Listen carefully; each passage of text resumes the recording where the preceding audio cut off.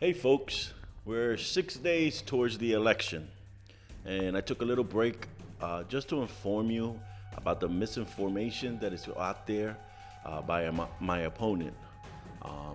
When she doesn't get her way, she plays infantile games to misinform the community, and that's okay. Do I expect her to do anything different and talk about me and glorify me, that I'm a better candidate? Absolutely not. But you know what? She says that I have done nothing in the 19 years that I've been in office. Well, I'm going to read something to you, and it says that I introduced 475 pieces of legislation. 82 of them became amendments. 557 is the total of all the work and the bills and resolutions that I've introduced. This year alone, we did two important pieces of legislation that left the House committees and was voted on to become law. And the process is that we introduce bills, resolutions, and they go into committees, and then we vote them out. And then we go to the Senate, and then it comes back to concurrence before the governor signs it into law. It's a big difference when you have to deal with 253 members in the House of Representatives than you have 17 in City Council. It's a big difference and a big process when things get done by a Democrat under a Republican administration. So folks, I'm going to put up a couple pictures to show you bills that I've introduced and signed by governors with their picture and the pen that they used to sign to prove to you that yes, I have worked. And again, the confusion is pointing out the finger of what I've done in the 180th Legislative District. But we're not running for that. We're running for the 7th Councilmatic District. By the way, I worked in City Council before I became a state representative. But you haven't heard them say that I'm not qualified and I don't know how to do this job. It's time. Basta ya con todos los juegos. It's enough already. Stop the games. It's time for you to decide. If the 12 years is what you want, then you can vote for her. But if you want to change and someone that can unite, then vote for me.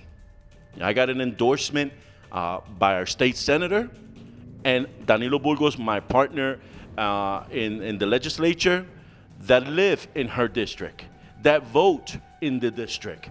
Her fan base comes out of the 7th Councilmatic District, not inside the 7th Councilmatic District. So this game of hitting do, shooting do, it comes to an end May 21st. Because for the first time, May 21st, when I'm elected, the senator, the state reps, and council will be working as one unit for you. Because as she says, I'm the uniter, she's the disruptor. And yes, she is a disruptor. Enough of the games.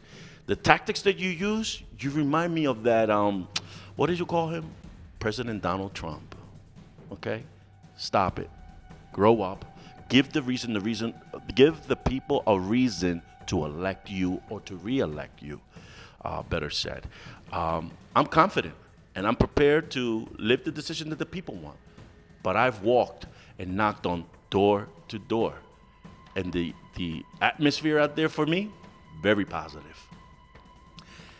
Candidates need to learn that when you run in an election, that you can win and you can lose. And this crybaby tactics that they use to say, they stole my election. They're doing voter fraud. Accept it. It's called you lost. Accept it. Be a grown-up about it. Let the people decide. Neither she or I will decide the fate of this election. The constituents of the 7th Councilmatic will decide if we stay the same for the next 12 years or do we change and vote for unity, respect, and service. That's all up to you. I offered myself. I have the experience, I have the support, I have the backing, and I don't have time to go in Instagram and make little pictures, emojis. That's infantile. Grow up. We're adults. We're representing people that between you and I taking shots at each other and forgetting about what the people need, that's why people don't participate. So that's why I chose not to answer to your little emojis, your little pictures. If other people are doing it, hold them responsible. I'm a serious candidate that I respect your decision. I want to work with everyone. this neighborhood is a disaster with trash, tires, and the audacity of an elected official taking away your property and selling it to contractors. You know what's happening? Folks are coming in and buying properties. Contractors are buying properties, and they're using this tax abatement, which was created for affordable housing. But when you go see these properties, they're not affordable housing. The rent is 15, 18, almost 2,000. That's not affordable housing. So that individual doesn't pay taxes for 10 years, but the rest of the neighborhood has to pay for those taxes that he doesn't pay. Do you think that's fair for our community? Listen, I saw stuff in Facebook, and I wonder, is the council person that naive, that disrespectful, that you're a sitting incumbent and you made better than anyone else in the 7th District by buying properties, doing what you want to do, selling properties away from people, and whatnot. You're in Facebook, in YouTube, fighting with your neighbors because you spot zoned when they were demolishing St. Boniface, okay, the church, when they were going to build affordable housing there. But then you go to Front Street on the same block, the same area in Norris Square, Rivera Martinez and Fuller Furniture companies are yours, where you're having business in the bottom and apartments on top. For Christ's sake, that belongs to the people in our neighborhood. You take out mortgages with Finanta, and then you don't want people to know that you were taking monies. That money belongs to the community. When you refinance, you take your name off the mortgage. Come on. Who are you kidding? Stop the lies. You have made better out in this district the past 12 years, and then you want to point the finger at everyone else. Grow up. Let's give the people the reason why they should come out and vote. Stop antagonizing people. Stop going to their businesses and threatening them, okay? We don't need a dictatorship. We need a leadership. And to be a leader, you have to sit with your enemies the way you sit with your friends and show leadership skills so we can take care of this district and get our fair share. There's no reason that we live with so much trash, so much debris, crime, thinking that you're watching TV and a bullet comes through your window, okay?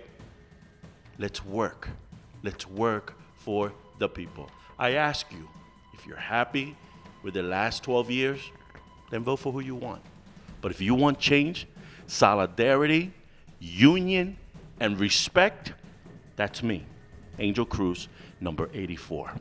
I have a piece of legislation that I take to heart, which was when the legislators wanted to drug test people that are getting assistance from the state. I did a piece of legislation which says, if you're going after people that makes money from the state and you want to drug test people to make sure they're doing the right thing, I put a piece of legislation that says, if you're going to do it to the constituents that I represent, then let's do it to the legislators also, because our paycheck comes from the state. And she's mocking that. You know what I mean? And then she says that I don't do this and I don't do that. Listen, I brought monies to make sure that Maria de los Santos got a new clinic. Antonia Pantoja Espira, the third in Allegheny site, where she's saying that, she was influential with that. That came with state dollars. I just brought a grant to Casa Indiana to build the new senior affordable homes there. I've worked. Hey, folks.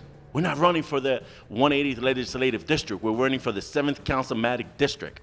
And I have the experience. I've worked in council. I'm a legislator going on 20 years. I'm a ward leader. I've been president of a national organization. I have the skills. I have the recognition. I have the will, the energy to unite, to work together so we can live here together peacefully. Basta ya. Basta ya. Enough is enough. And the only way you're going to prove to her, to me, and to all these elected officials that come seeking your vote is when you come out and vote May 21st and vote for the change. Thank you, folks.